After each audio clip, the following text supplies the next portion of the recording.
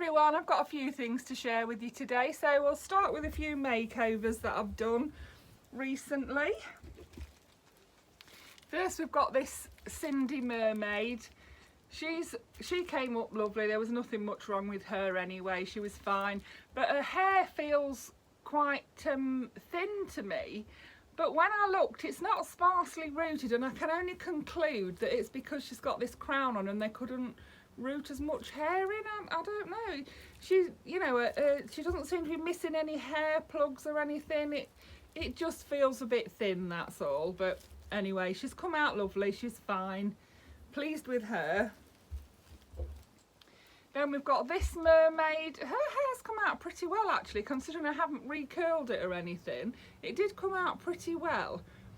This isn't her original head. She should have a head on that's got, I believe it's green or purple hair to match her body anyway. The body is Fairytopia Mermaidia and this is not her head.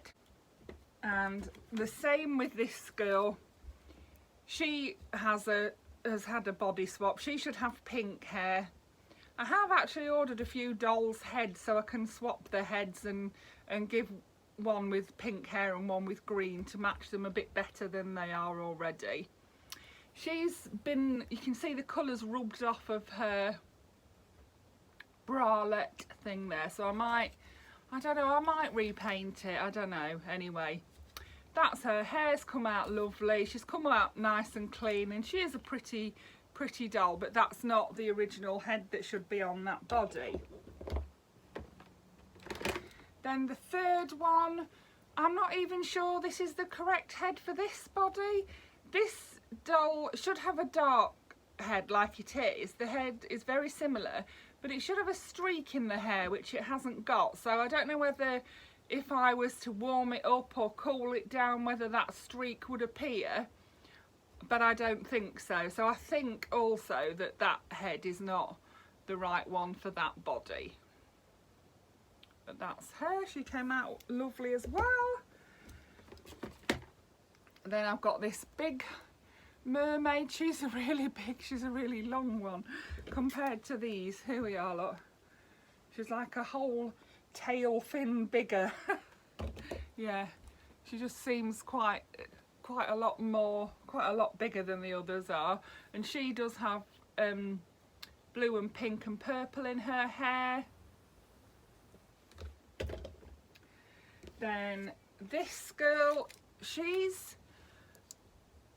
a Fashion Fever makeup chic Barbie. She should be wearing a blue dress, which I didn't have, but I put her in this pink one, which is similar. I also gave her a necklace and a bracelet. And I have flattened her hair down using this method of crossing an elastic band over it until it dries. So let's take the band off now that it's dry, so she doesn't end up with a crease in her hair.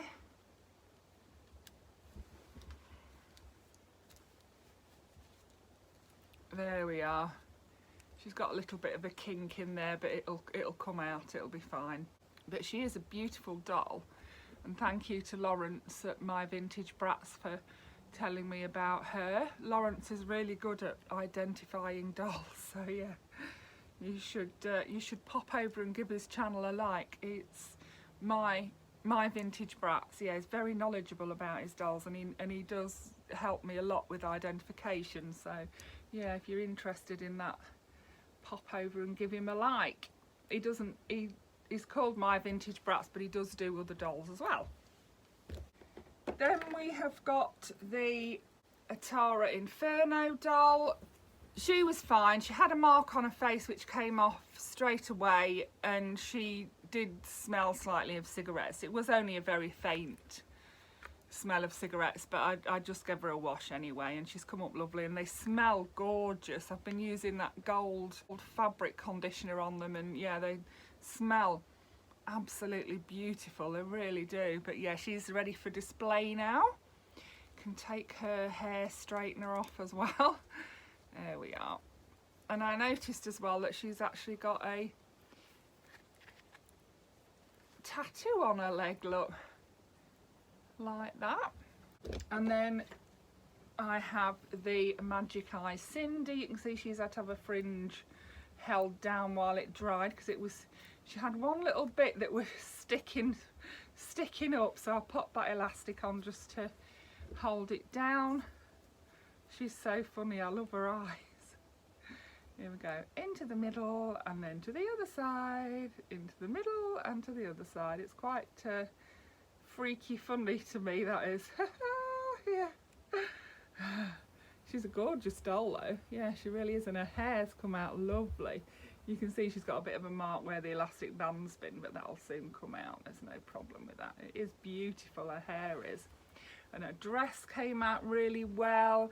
I don't have any shoes for her, but that's fine. I'm not worried about that. I'm really thrilled to have her and in her original dress. And also with her little masquerade mask. So that's those ones. Once Upon a Zombie, Snow White has had her makeover. She's had her hair done and there was nothing much wrong with her, to be honest. She didn't need a lot doing to her, but I do at the moment especially. I like to clean them all, so that's her. I clean them all anyway. And then we get on to the Steffi faced Midge doll. Now when I got her, she was in a Toy Story 3 exercise outfit, the turquoise outfit with the leggings on, and I thought the seller had added that, you know, as an extra, which I thought was really nice of them. When I took it off to clean her, this is what I found. Look at these legs. Can you see this especially? Really bad. She's got that. I don't know what causes that, and I don't, as far as I know, there's no cure for it that's not a danger to your life. So you see inside that leg there how bad that is. And so I ended up rebodying her. I gave her a new body because I wouldn't know where to start, you know, to get rid of that. So I found her a new body in my spare bodies box, and it matches her really well. It is the same make and year of body. It's the twist and turn. You know, it is a really good match for her. Also, I popped her freckles back on that she was missing on one side. And what I did is I went over the other ones as well so that they're all the same colour, because there was a slight difference in colour. It's difficult to mix the colour exactly right. So I thought, well, if I mix up the colour and go over the original ones as well, it'll look fine. So that's what I did. Her hair came out lovely. Look at that hair, it really is nice. And I gave her a green ribbon around her hair. She's got some earrings in. I gave her a little necklace there, which I love.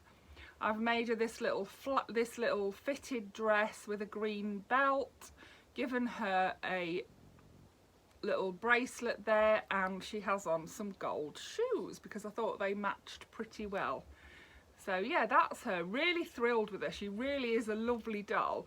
This is nothing like her original outfit. She should have on like a short skirt with like a frill at the bottom. She should have on knee pads. She's California Midge, I believe. So I may one day get round to making her an outfit that's more like her original one, but for now she's in that one. I've made her that little one and given her that little strapless dress with a press stud in the back.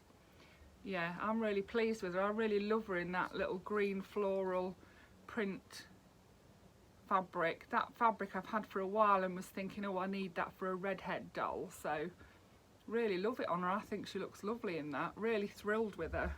And then a few weeks ago I saw on Christina's channel, My Dollhouse, DALL, that she had done some tattoos on her dolls. Now I have done them before, but I did them a long while ago, and I thought, oh, I'd like to have another go at doing that, some doll tattoos. So thank you for that, Christina. You've inspired me to do some on my own dolls. I just need to find the right doll. So I got these from AliExpress, and I thought these little tiny ones here would be ideal.